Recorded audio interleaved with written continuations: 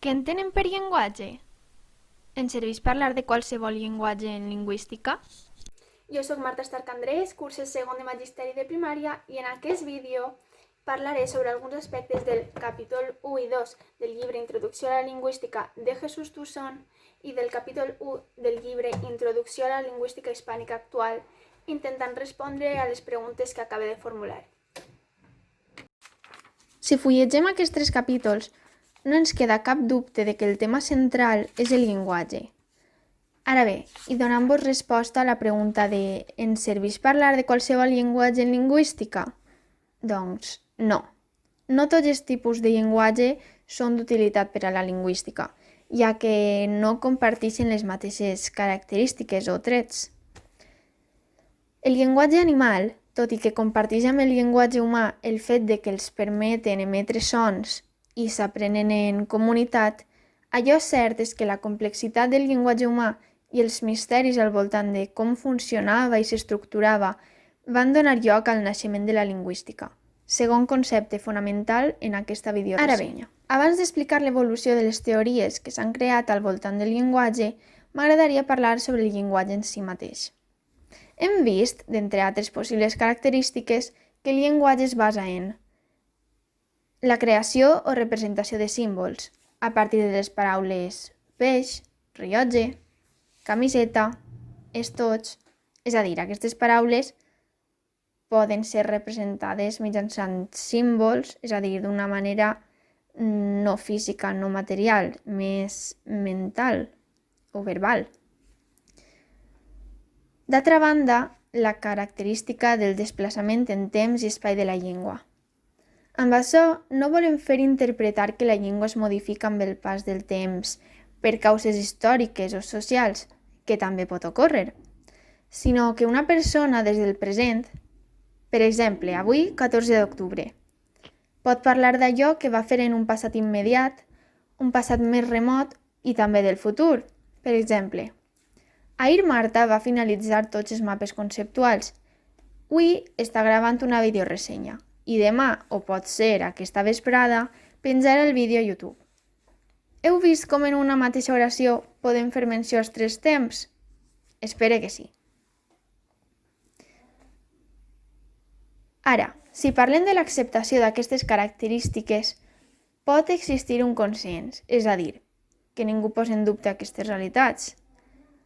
No pretenc dir amb això que la resta de característiques generals no siguin certes, sinó que hi ha unes altres que capten més la nostra atenció perquè poden dur a altres interpretacions.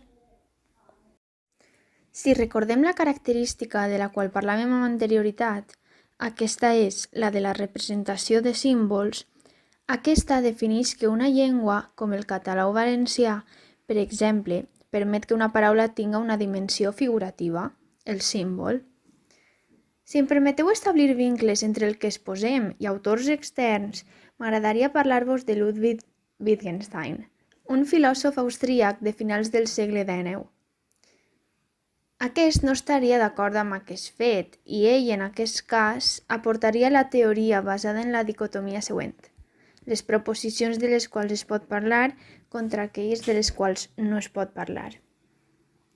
La seva teoria del llenguatge, expressada al llibre Tractatus Logico-Philosophicus, el qual vaig llegir en el primer curs de batxillerat, vincula des d'una postura basada en la lògica l'estructura del llenguatge amb la visió del món, de forma que, com solia dir aquest estudiós, els límits del meu llenguatge són els límits del meu món.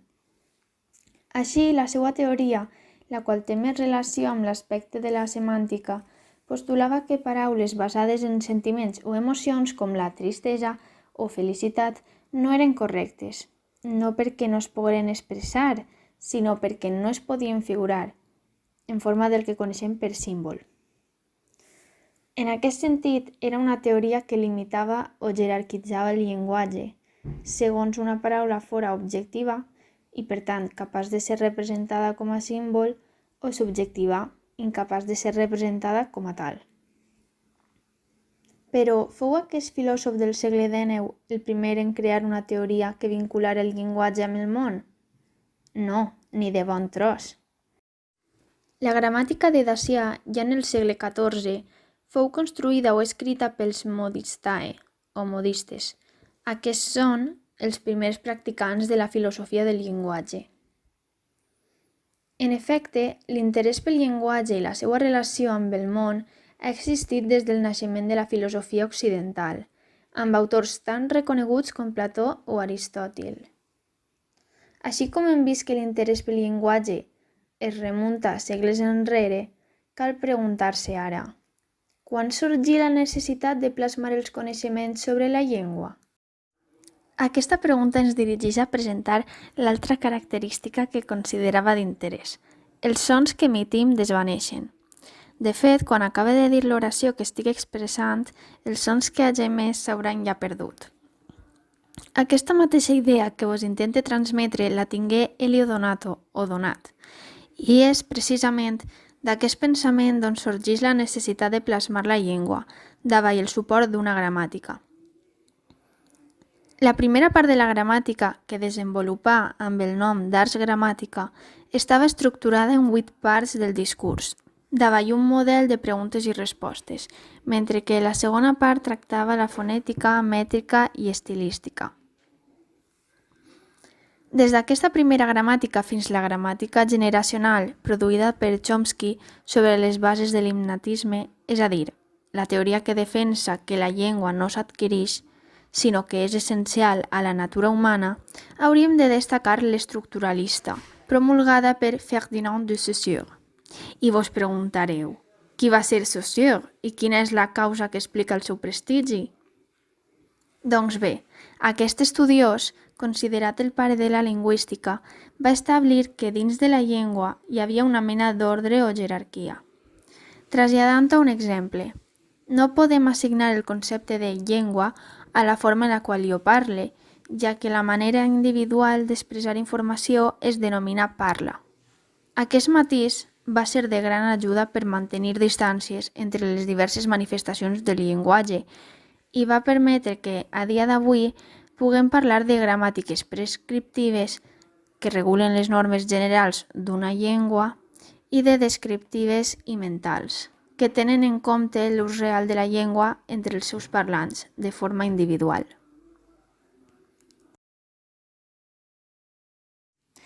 Quan identifiquem parlants de forma concreta, estem reconeixent la dimensió social del llenguatge, ja que l'aparició i, sobretot, la continuació d'una llengua es deu gràcies a les persones que la practiquen. La ciència que comprèn l'aportació que fan les persones envers la llengua és la sociolingüística, i si em permeteu fer una valoració d'aquesta, diria que és un dels estudis que posa més en valor el context, és a dir, les circumstàncies espai-temps que rodegen qualsevol llengua. No es tracta de valorar únicament el propòsit de la sociolingüística, sinó dels efectes que aconsegueix amb la seva dedicació diària.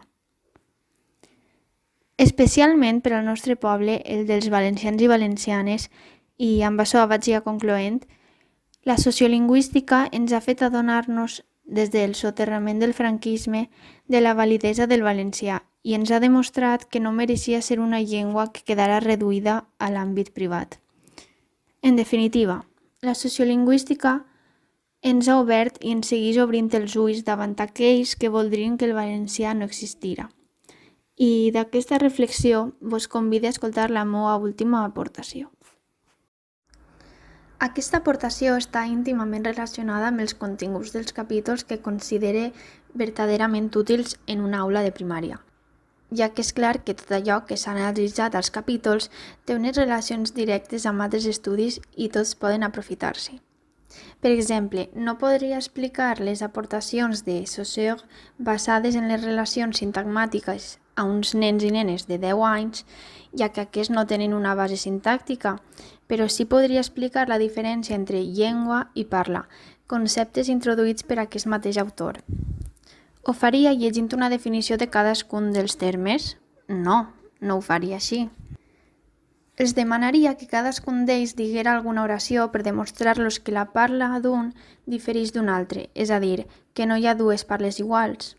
En cas de no haver-ho entès completament, els mostraria un vídeo, el qual té un suport visual d'alt interès, perquè vegeren com una llengua és aquella entitat que comparteixen tots els seus parlants, a partir de les quals cadascú genera una parla característica.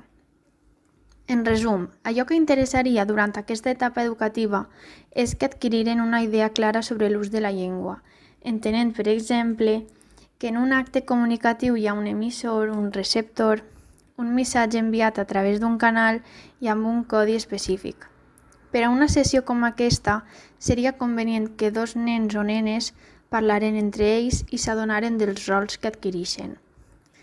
Per descomptat, considere que als xiquets i xiquetes els interessaria especialment conèixer les diferències entre el llenguatge humà i l'animal, ja que és probable que durant l'ESO o batxillerat ja no es torni a tractar el tema de la comunicació animal. O sigui, vegem com, a mesura que avancen les etapes educatives, la consciència sobre el llenguatge i el seu ús es redueix.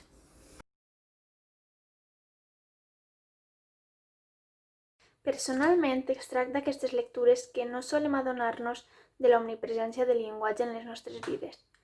Pensem, per exemple, que estem en contacte amb el llenguatge quan estudiem literatura per a un examen o quan traduïm una paraula de l'espanyol al francès, però en realitat el llenguatge està en tot moment, des del primer pensament quan ens alcem del llit pel matí, fins a l'últim pensament que tenim mentre dormim, que ens fa tenir somnis o malsons, o fins i tot un gest que li fem al nostre veí per saludar-lo. Hauríem, per tant, d'aconseguir ser conscients lingüísticament, ja que si no fora per la interacció, la comunicació, el llenguatge, jo no vos estaria parlant des de l'altre costat de la pantalla. És a dir, els humans no seríem humans.